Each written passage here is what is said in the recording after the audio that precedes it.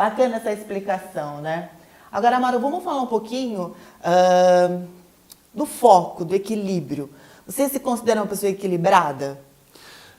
Sim, eu acredito que uma das necessidades do advogado é ter equilíbrio, né? Ele tem que ter noção exatamente do que fazer, tentar dividir as questões pessoais do trabalho, em que pese haver esse envolvimento natural, né, com o cliente, mas o advogado tem que ter o equilíbrio para poder tomar o rumo certo da própria defesa ou propositura de uma ação, ou até mesmo uma tentativa de acordo. Ele tem que estar equilibrado, ele não pode se deixar levar por devaneios, né? Sei lá, situações um pouco mais complexas que ele perde o controle. Ele tem que sempre estar equilibrado. Isso Agora, é fundamental. E o Mauro? O Mauro já teve um dia de fúria? Não, o Mauro é advogado, o Mauro. Sim, claro, eu sou humano, sou normal. Certamente todos os advogados devem ter tido alguns dias de fúria, mas certamente você tem que tentar manter o equilibrado, né? Para tomar decisões que na nossa profissão, as decisões, elas não afetam diretamente o advogado, mas certamente vai afetar o cliente, né? Porque é aquilo que nós estávamos falando, o cliente chega no escritório, ele não vem para falar assim, nossa, que bacana, se a gente boa, vim aqui passar, tomar um café, fazer um contrato. Sempre traz problema, né, para você tentar resolver. O escritório de advocacia é o local onde a pessoa busca uma ajuda. E, consequentemente, essa ajuda, ela não é imediata. Não é que nem você ir até uma loja de móveis, achar um móvel bacana, uma poltrona bacana, você vai lá, paga, compra e leva embora no ato para casa. Aqui não, no escritório de advocacia a pessoa vem, traz um problema para você resolver, você explica que, infelizmente, na maioria das vezes esse problema vai se arrastar por anos para ser resolvido, e nesse período é óbvio que existe um estresse na espera, nas audiências, né? Tudo remete ao estresse. O advogado ir para uma audiência, toda vez que eu vou para uma audiência, eu ainda sinto aquele frio na barriga, aquela ansiedade, porque faz parte do seu dia a dia. Aliás, em que pese fazer parte do seu dia a dia, são coisas novas que podem acontecer. Mas traz um estresse. E por isso que você tem que ter equilíbrio, né? Para que você possa, obviamente, fazer o melhor para o seu cliente. Sim, mas nem sempre é assim, né? No dia a dia, a gente convidou a doutora Idamis, uma psicóloga super conceituada, para explicar um pouquinho para a gente essa relação de equilíbrio, esses dias de fúria, esses picos, por que surge. Enfim, vamos tentar entender como funciona a ansiedade, o desequilíbrio num dia de estresse. O estresse é uma resposta a um estímulo súbito ou ameaçador.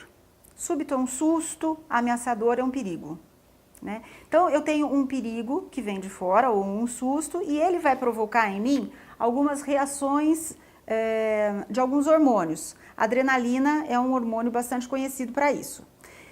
Quando eu produzo adrenalina, imediatamente eu vou dar um estímulo endógeno para que eu produza uma outra substância que chama-se corticoide. O corticoide é uma substância que nos dá uma sensação de bem-estar. Então, depois da adrenalina, eu obtenho uma sensação de bem-estar. Esse mecanismo, ele pode ser um mecanismo que me vicia, né? Por quê? Porque eu quero essa sensação de bem-estar. Então, eu busco antes uma sensação de adrenalina, né? Quando a gente pensa isso na vida cotidiana, que eu tenho uma vida muito estressada, por exemplo, a adrenalina, ela entra como um estímulo, que pode ser um estímulo agradável e bom, que me motiva, né? Ou pode ser um estímulo que me leva a níveis muito altos. O estresse pode ser um estímulo que me leva a níveis muito altos de adrenalina e de corticoide, né? O corticoide é uma substância que dá a gente se vicia no corticoide. Então, para a gente interromper esse ciclo de adrenalina e corticoide, se eu não tenho o elemento estressante, eu preciso colocar um outro elemento para que eu possa produzir adrenalina e depois produzir o corticoide, como por exemplo uma atividade física.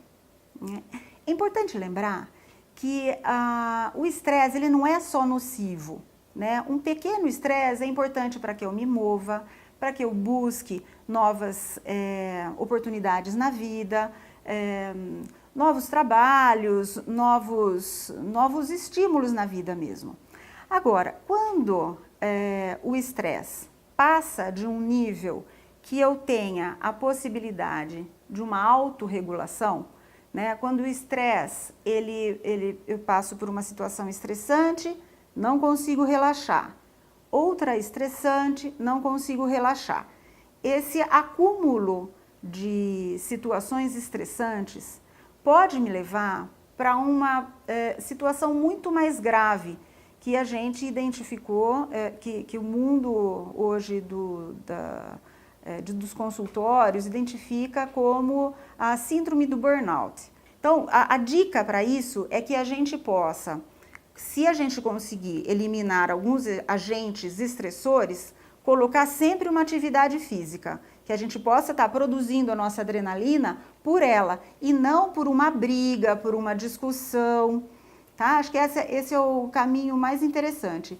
E não esquecer que uma dosezinha de estresse ela é importante para que a gente construa a vida, porque se a gente não tiver nenhuma dose de estresse, a gente também não sai do lugar. Tá? Acho que essa é a questão bastante importante. E a gente ficar ligado para não entrar nesse ciclo vicioso sem a atividade física.